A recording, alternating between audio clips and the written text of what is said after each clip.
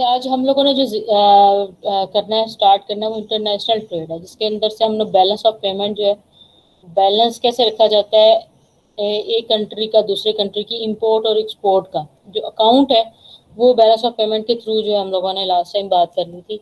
आज हम लोग इंटरनेशनल ट्रेड को ओवरऑल डिस्कस करने वाले हैं कि ओवरऑल जो है इंटरनेशनल ट्रेड का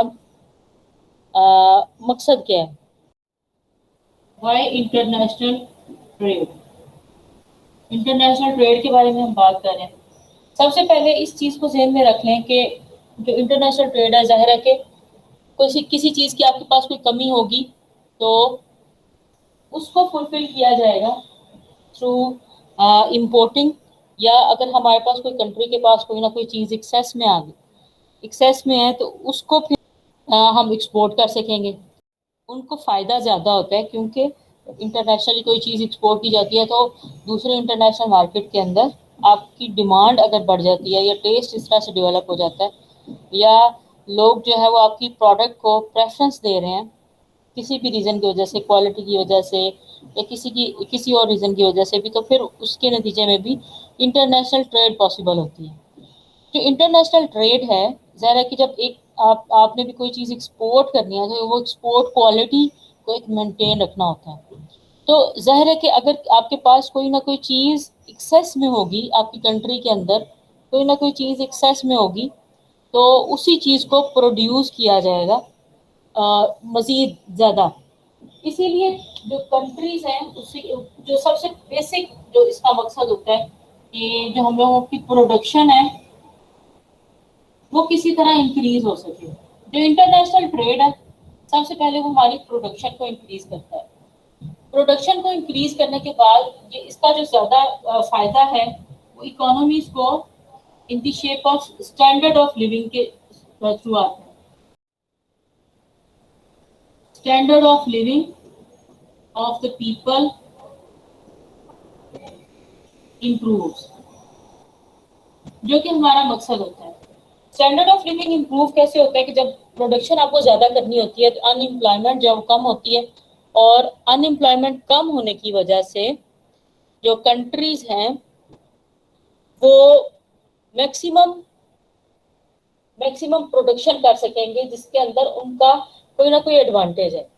अब शायद एक कंट्री के पास अगर कोई न्यू टेक्नोलॉजी के नाम से या न्यू टेक्नोलॉजी है उनके पास किसी भी आइटम में, तो वो उस चीज़ को प्रमोट करेंगे और इंटरनेशनली उस चीज़ को एक्सपोर्ट करेंगे अपनी ज़रूरियात को फुलफिल करने के बाद। लेकिन एक एक्सपोर्ट क्वालिटी भी उनको मेंटेन रखनी होगी। सबसे पहले तो एक प्रोडक्शन है कि जो कि इंक्रीज होगी और उसकी वजह से एम्प्लॉयमेंट जनरेट होगी कंट्रीज के अंदर, और जिसकी वजह से स्टैंडर्ड ऑफ लिविंग जो है लोगों का वो इम्प्रूव होगा। फिर जो इंटरनेशनल ट्रेड है वो स्पेशलाइजेशन को प्रोमोट करती है। स्पेशलाइजेशन क्या चीज़ है? स्पेशलाइज जिसके अंदर कंट्री होगा या रिसोर्सेज जिसके पास ज़्यादा होंगे as compare to its cost, तो रिसोर्सेज उसके पास ज़्यादा है, और दूसरा जो वो ऐसी प्रोडक्ट बनाता है कंट्री कि वो दूसरे कंट्रीज को आसानी के साथ एक्सपोर्ट कर सकता है। तो उसके अंदर उसको कुछ ना कुछ एडवांटेज होगा, जिसकी वजह से कॉस्ट इफेक्टिव है। वो पहले तो कॉस्ट इफेक्टिव है कंट्री, यानी कि उसके पास कॉस्ट कम पड़ती है चीज़ों को बनाने की। जिसके पास कॉस्ट कम है उसको कॉस्ट एडवांटेज मिलेगा। कॉस्ट एडवांटेज मिलेगा इंटरनेशनल मार्केट के अंदर। तो जब इंटरनेशनल मार्केट के अंदर आपको कॉस्ट एडवांटेज मिल रहा है तो आपको प्रॉफिट ज्यादा मिलेगा, कॉस्ट कम पड़ी है। अब दूसरा, आपके नेचुरल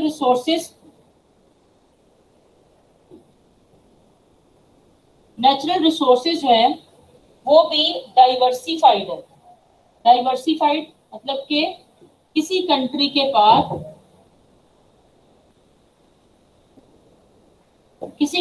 पास कोई आइटम ज्यादा है, तो किसी कंट्री के पास कोई नेचुरल रिसोर्स ज्यादा है। जिस तरह अरेबियन कंट्रीज हैं उनके पास ऑयल बहुत ज्यादा है एज कम्पेयर टू वाटर। तो ऑयल की जो है वो उनके पास जो अगर जमीन खोदते हैं तो फटाफट से ऑयल निकल आता है। फिर उनकी जो इंडस्ट्री है उसके ऊपर बड़ी स्पेशलाइज हो चुकी है। वहाँ पे जितने भी वेल्स हैं, ये कुएं हैं और इसके जो ऑयल के, वो भी सारे उसके ऊपर काम हो चुका हुआ है और उसके ऊपर बड़े इंजीनियर्स लग के तो वो आसानी के साथ ऑयल को निकाल लेते हैं। तो हमें एक ईज ऑफ डूइंग बिजनेस है और उनको कॉस्ट इफेक्टिव पड़ती है, क्योंकि वो उनके अपने होम प्रोडक्ट है, एक घर में उनकी प्रोडक्ट वो बन रही है, तो उनको कॉस्ट कम पड़ती है कि वो दोबारा से कहीं और ड्रिल करें। जैसे पाकिस्तान को अगर ऑयल में स्पेशलाइजेशन करनी होगी, स्पेशलाइज करना होगा, तो उसको बहुत सारा इन्वेस्टमेंट करनी पड़ेगी इस टाइम पे। जबकि इसके मुकाबले में सऊदी अरब ने या दूसरे अरेबियन कंट्रीज हैं, उन्होंने पहले से बहुत इन्वेस्टमेंट कर दी हुई है और उसके अंदर वो स्पेशलाइज हो चुके हैं। इसीलिए वहां पर जो ऑयल प्रोड्यूसिंग है उसको वो फील्ड आसान है, उसको आराम से प्रोड्यूस किया जा सकता है स्पेशलाइजेशन के थ्रू, और कॉस्ट इफेक्टिव होगा क्योंकि उनकी इसके अंदर एक्सपर्टीज है और दूसरा उनके पास नेचुरल रिसोर्सेज हैं। और हर हम लोग करते क्यों इंटरनेशनल ट्रेड की, किसी कंट्री के पास कोई रिसोर्स बहुत ज्यादा है और किसी कंट्री के पास कोई रिसोर्स बहुत ज्यादा है, तो जिसके पास जो भी रिसोर्सेज एक्सेस में है वो उसको दूसरे कंट्री के अंदर एक्सपोर्ट कर देता है, और जो जिस चीज की उसके कंट्री में कमी है उस चीज को वो इंपोर्ट कर लेता है। अब इन दोनों का जो बैलेंस हमने बात की थी वो हमने बीओपी की शक्ल में बात कर ली थी कि जो जितनी हम लोग एक्सपोर्ट करते हैं उतनी हमारी इंपोर्ट भी होनी चाहिए, या इंपोर्ट जितनी करते हैं उसके मुताबिक आपकी एक्सपोर्ट भी होनी चाहिए। एक्सपोर्ट जब भी हम लोग करते हैं इंटरनेशनली, तो हम लोग एक तो अपनी प्रोडक्ट को बड़ा स्पेशलाइज करते हैं और स्पेशलाइजेशन हो जाएगी उसके अंदर। फिर दूसरा हमारा, जब भी हम लोग, आप सियालकोट की मार्केट को जानते हो, सियालकोट के अंदर जिस तरह से स्पोर्ट्स गुड्स बहुत ज्यादा एक्सपोर्ट होती हैं, तो सियालकोट के लोगों का जो लिविंग स्टैंडर्ड है वो इम्प्रूव हुआ है एज अ रिजल्ट कि वो एक्सपोर्ट करते हैं। तो लोगों का जो लिविंग स्टैंडर्ड है, लोगों का लिविंग स्टैंडर्ड वो इम्प्रूव होता है जब आप चीज़ों को एक्सपोर्ट करते हैं, क्योंकि क्वालिटी को मेंटेन करते हैं और अपनी डिमांड जब इंटरनेशनली आप अपनी इस्टेब्लिश कर लेते हैं, तो उसकी वजह से आपका जो स्टैंडर्ड ऑफ लिविंग है जो कि कंट्री प्रोड्यूस कर रहा है, प्रोडक्शन बढ़ रही है, उसकी वजह से वो इम्प्रूव, एक तो प्रॉफिट हम लोगों को ज्यादा होता है, दूसरा एक्सचेंज रेट भी हम लोगों के वो इस्टेब्लिश होते हैं। जब हम लोग गुड्स एंड सर्विसेज को जब हम सेल और परचेज करते हैं या इंपोर्ट करते हैं, एक तो आपको सेल अपॉर्चुनिटी इसमें ज्यादा मिल जाती है, इस वजह से इंटरनेशनल ट्रेड की जाती है। और दूसरा कि जो इकोनॉमीज हैं वो अपने आप को अपनी अपनी चीज़ों को जब इम्प्रूव करते हैं उसके ऊपर क्वालिटी के या टेक्नोलॉजी के हिसाब से उसको इम्प्रूव करते हैं, उनके अंदर स्पेशलाइजेशन आती है। तो यहाँ तक ये वाला जो वाई हम लोग कर रहे हैं इंटरनेशनल ट्रेड, क्योंकि जो ये पाकिस्तान के, जिस तरह से पाकिस्तान एक्सपोर्ट करता है अपने राइस या एग्रीकल्चर प्रोडक्ट को करता है और उसके अंदर वो स्पेशलाइज है। जबकि इसके मुकाबले में अगर हम पाकिस्तान को मोबाइल फोन्स बनाने पड़ते हैं तो पाकिस्तान उसके अंदर डेफिशिएंट है, उसकी इतनी उसके उसके कंट्री के अंदर वो कमी है जो कि वो पूरा करेगा with the passage of time और अपनी टेक्नोलॉजी को या अपनी एक्सपर्टीज को इंक्रीज करके उस चीज़ को ओवरकम किया जा सकता है। तो डाइवर्सिटी ऑफ रिसोर्सेज है कि डाइवर्सिटी है, किसी कंट्री के पास कोई चीज़ ज़्यादा है और कोई चीज़ कम है। ठीक है, ये हम लोग अब बात की है अभी वाई इंटरनेशनल ट्रेड, कि हम लोग इंटरनेशनल ट्रेड करते क्यों हैं। अब हम बात करने जा रहे हैं कि अगर हम लोगों की जो इकोनॉमी है, रीजन क्या है कि हम लोगों ने अपनी इकोनॉमी से इकोनॉमी को इम्प्रूव करना है। जब हम लोग ज्यादा एक्सेस में किसी भी चीज की प्रोडक्शन करते हैं तो उसकी वजह से आपकी इकोनॉमी को, आपके लोगों को फायदा होता है। लेकिन अगर हम लोग इसकी क्या ये वजह है कि अगर हम लोग सिर्फ अपनी कंट्री के अंदर ही सिर्फ चीज़ों को प्रोड्यूस करें और उसको सेल करें, उसका क्या बेनिफिट या कौन से बेनिफिट्स हैं जिनका फायदा हम लोग नहीं उठा सकते एट दी एंड। तो जब हम लोग इंटरनेशनल ट्रेड की बात करते हैं उसके अंदर आपका कंपैरेटिव एडवांटेज, कंपैरेटिव एक आपका एब्सोल्यूट एडवांटेज है,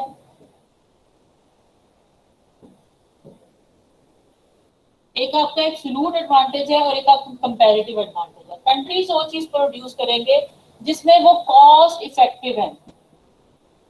अगर वो कॉस्ट इफेक्टिव हैं तो वो चीजों को प्रोड्यूस करेंगे और उसके अंदर वो एब्सोल्यूट एडवांटेज रखते हैं जो कंट्रीज हैं। अगर हम लोग एब्सोल्यूट एडवांटेज को देखें, थोड़ा सा इसको एनालिसिस कर, इसका एक एग्जांपल के थ्रू हम लोग इसको समझ लेते हैं। एक तरफ यूएस है और एक तरफ सपोज पाकिस्तान है। ठीक है। और ये दो प्रोडक्ट्स बनाते हैं, सपोज हम लोग करने जा रहे हैं कुछ एक एग्जांपल के थ्रू। ये एक तरफ क्लोथ्स हैं और एक तरफ आपके कंप्यूटर्स हैं। ठीक है, इकोनॉमी ने ये डिसाइड करना है कि या डिसाइड कर सकती है कि क्लोथ प्रोड्यूस करे या कंप्यूटर्स प्रोड्यूस करे। ठीक है, अगर हम लोग अभी इंटरनेशनल ट्रेड में नहीं जाते, लेकिन हमें देखना है कि अगर जो यूएस है वो एक यूनिट को प्रोड्यूस करने पे उसकी जो कॉस्ट पर लेबर आती है, वो सपोज क्लोथ को प्रोड्यूस करने में उसकी कॉस्ट पर लेबर 5 आती है। ठीक है, 10 आती है, चल 20 कर लेते हैं, कॉस्ट पर यूनिट 20 आती है। और जो यूएस है वो कंप्यूटर्स अगर बनाता है उसकी भी कॉस्ट उसको 20 आती है। As compare to Pakistan, Pakistan अगर क्लोथ को प्रोड्यूस करता है तो उसको उसकी कॉस्ट 10 आती है, जबकि कंप्यूटर्स को प्रोड्यूस करता है उसको उसकी कॉस्ट 5 आती है। अब दोनों इकोनॉमीज के पास एक जो लिमिटेड रिसोर्सेज है, जो कि हम लोग सिर्फ लिमिटेड रिसोर्सेज को में लेबर को कंसीडर कर रहे हैं, लेबर को कंसीडर कर रहे हैं। अब यूएस की जो लेबर है, इसके यूएस के पास जो है 50,000 लेबर है सपोज, और पाकिस्तान के पास 30,000 लेबर है इन टोटल। अब ये पूरी की पूरी जो फोर्स अगर लगाते हैं उसके अंदर या तो वो 20 यूनिट्स के हिसाब से मैक्सिमम जो प्रोडक्शन है वो करते हैं 20 क्लोथ। अगर यूएस करता है वो बना सकता है 20 क्लोथ, और अगर वो यूएस अगर कंप्यूटर्स के ऊपर करता है खर्च तो वो भी 20 है, वो 20 वो बना सकता है कंप्यूटर्स को। एज कम्पेयर पाकिस्तान जो है वो 10 क्लोथ बना सकता है पर यूनिट के हिसाब से, यानी उसकी पूरी लेबर जिसमें 30,000 की लेबर है, 30,000 लोग हैं, उसके अंदर उस सब के सब को यूज करके 10 क्लोथ की प्रोडक्शन करता है, जबकि 5 कंप्यूटर्स की प्रोडक्शन करता है। अब यूएस और पाकिस्तान की अब ये दोनों को देखेंगे अगर हम लोग, तो अगर ये अब ये एक और कर्व है, इस कर्व को थोड़ा सा समझ लें कि ये है प्रोडक्शन पॉसिबिलिटी कर्व। अब 20 यहाँ पर लिखते हैं, यहाँ पे क्लोथ्स है और यहाँ पे कंप्यूटर्स हैं,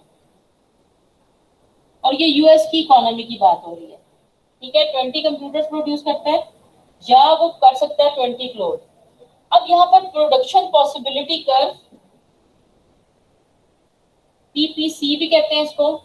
ठीक है, प्रोडक्शन पॉसिबिलिटी कर्व, इसको कहते हैं कि कितनी मैक्सिमम प्रोडक्शन एक कंट्री कर सकता है अपने जो 50,000 एम्प्लॉइज या लेबर को यूज करते हुए। यूएस कितनी करता है 20,000, या तो वो क्लोथ प्रोड्यूस कर सकता है या 20,000 कंप्यूटर प्रोड्यूस कर सकता है।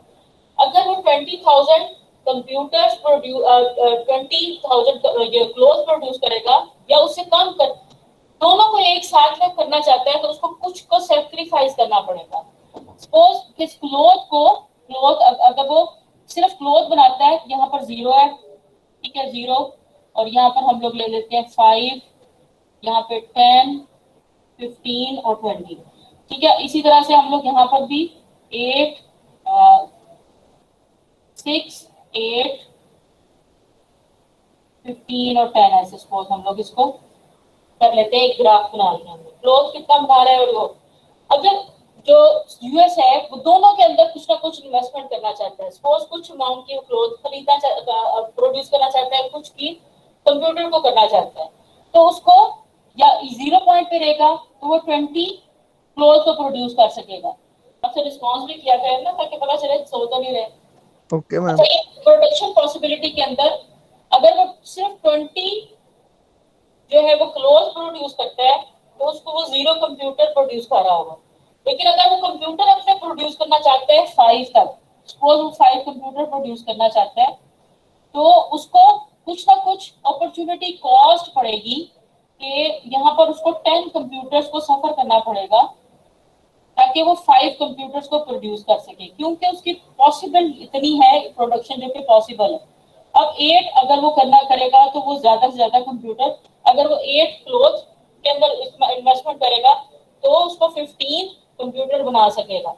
यानी कि एक चीज को बनाने के लिए दूसरी चीज को सैक्रिफाइस करना पड़ता है, तो उसको हम लोग कहते हैं अपॉर्चुनिटी कॉस्ट। ठीक ठीक है, अपॉर्चुनिटी कॉस्ट इसको कहते हैं, अपॉर्चुनिटी कॉस्ट है कि क्लोथ को बनाने की अपॉर्चुनिटी कॉस्ट कितनी है जो कि हम लोग कंप्यूटर की शक्ल में सफर करेंगे।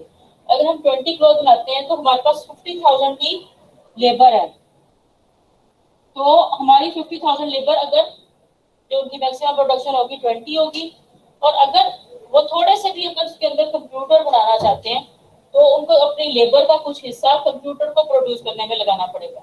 इसको कहते हैं प्रोडक्शन पॉसिबिलिटी कर्व, पीपीसी। अब पाकिस्तान जो है वो, पाकिस्तान का भी इसी तरह से है, पाकिस्तान का 5 और 10 है। सपोज 10 जो क्लोथ्स हैं वो यहाँ पर है, 10 क्लोथ बनाता है और 5 जो है वो प्रोड्यूस करता है यूं। पाकिस्तान की प्रोडक्शन का जो कर्व है वो यूं बनता है, यानी कि या तो वो क्लोथ प्रोड्यूस कर सकते हैं 10, या वो प्रोड्यूस कर सकता है कंप्यूटर्स 5।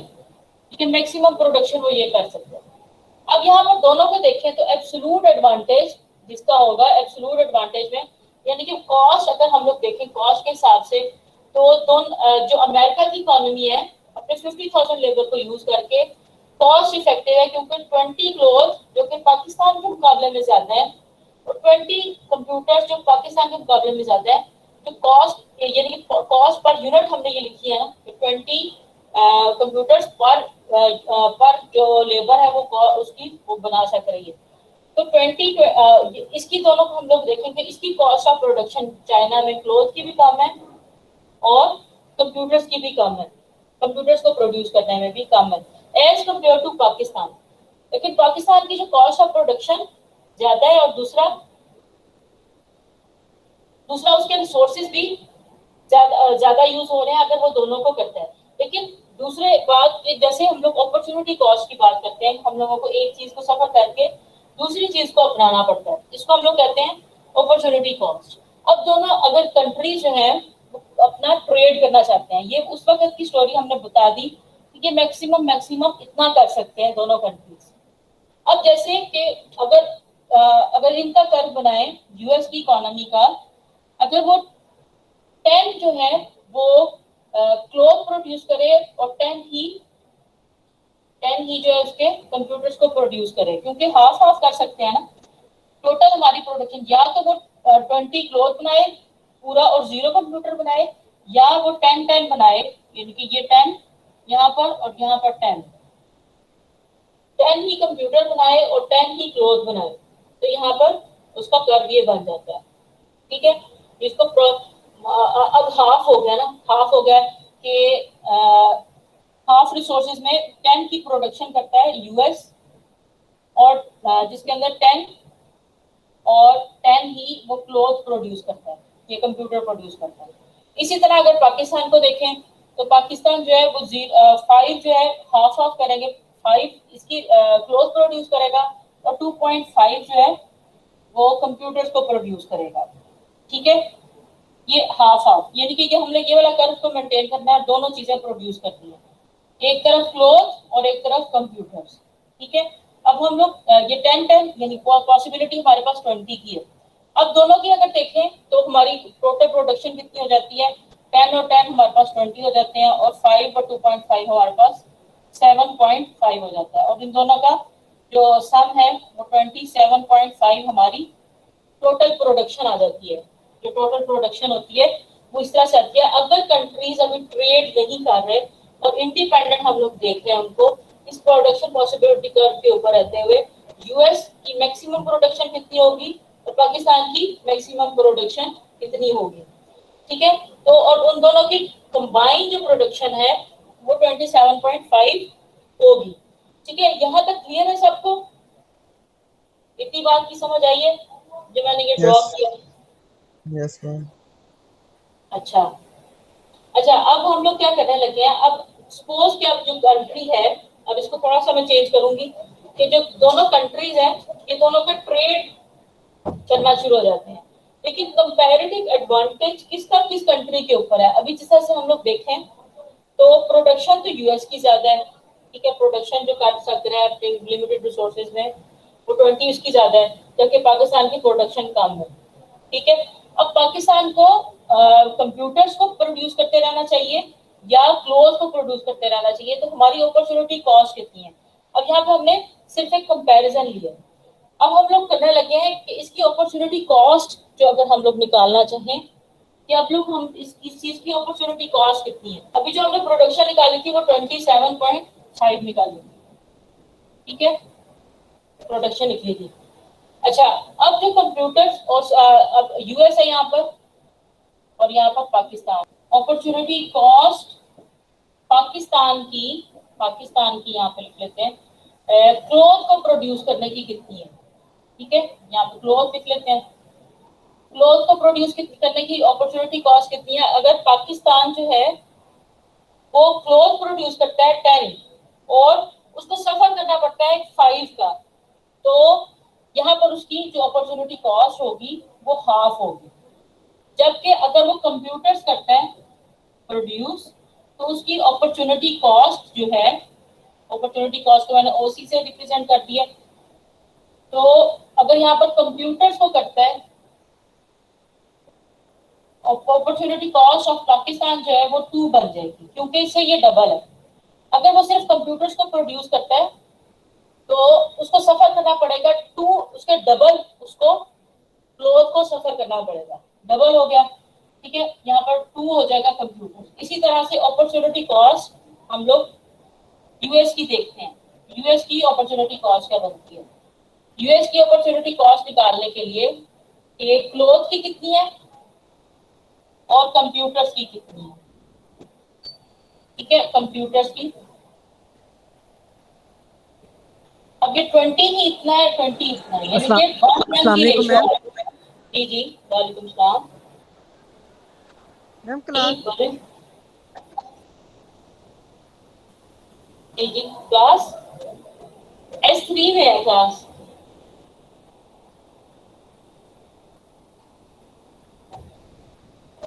अपॉर्चुनिटी कॉस्ट जो होगी यूएस की, एक क्लोथ को प्रोड्यूस करने की 1 है और एक उसको कंप्यूटर को प्रोड्यूस करने की भी 1 है, यानी कि 1:1 और यहाँ पर हाफ रेशो 2 है, ठीक है। पाकिस्तान की कंप्यूटर्स को प्रोड्यूस करने की जो रेशो है हाफ रेशो 2 और 1:1। अगर आप देखें कि अब जो यूएस है, पाकिस्तान है यहाँ पे अपॉर्चुनिटी कॉस्ट निकाल रहे हैं और यहाँ पर यूएस है जिसकी अपॉर्चुनिटी कॉस्ट है, क्लोथ को प्रोड्यूस करने की 1 है और उसकी। अब हम लोग डिसाइड ये करते हैं कि जिसकी अपॉर्चुनिटी कॉस्ट कम है तो वो चीज नहीं बनाएगा।